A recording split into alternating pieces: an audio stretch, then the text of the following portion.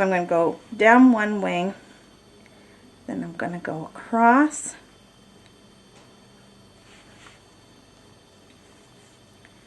and then I'm going to go back towards where I started, kind of like a row or so underneath, and pull it so that it's nice and loose, and we're going to cut it off.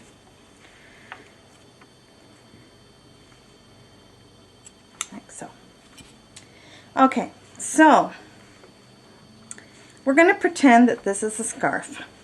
So it's all one piece, but what we want to do is we want to sew the ends together so that we have a seam.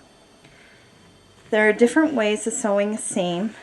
There is sewing it with your needle or crocheting it with either a slip stitch method or a single crochet method.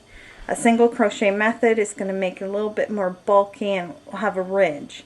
The slip stitch is going to be closer to your whip stitch method that you would use with your needle.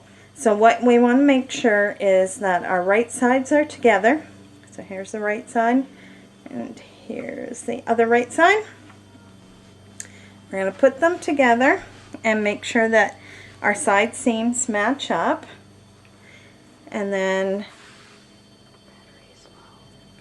we're going to make a slip knot. We're going to go and find our first stitch and go through. Can you come in a little closer here? We're going to go into under our 2 loops of our first stitch.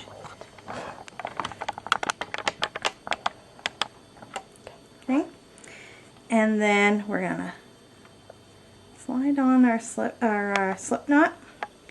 We're going to pull it through. We're going to hold on to those ends on this side. Now what we could do is actually lay our end across our piece.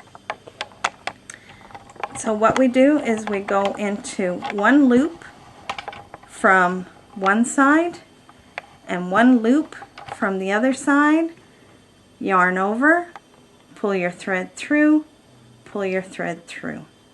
Now it's hard on the side because there aren't typically loops that you're going to find, but you're going to find that there are places that you can create that loop look and create your seam.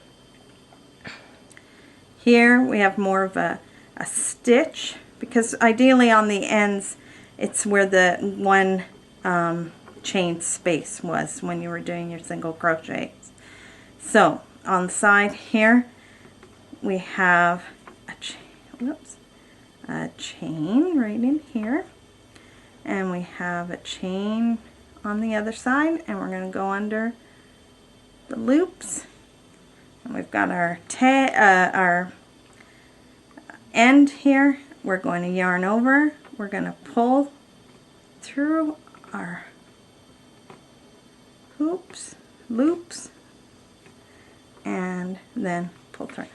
So it's quite a simple stitch, and what it's creating is this seamless seam.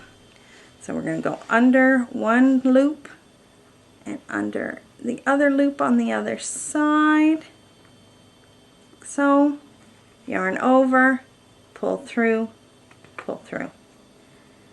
One more time. Whoop.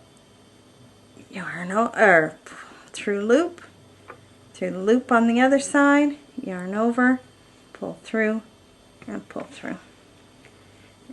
And as you can see, I didn't grab the end in all of that, so you know, it doesn't matter. Leave the end out and you can weave that end in when you're finished.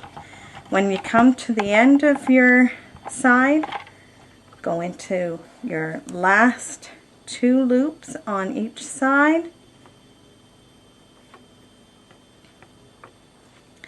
It's going to be probably the toughest ones because it's your foundation row most likely. And you're going to yarn over, pull through, wiggle it a little bit.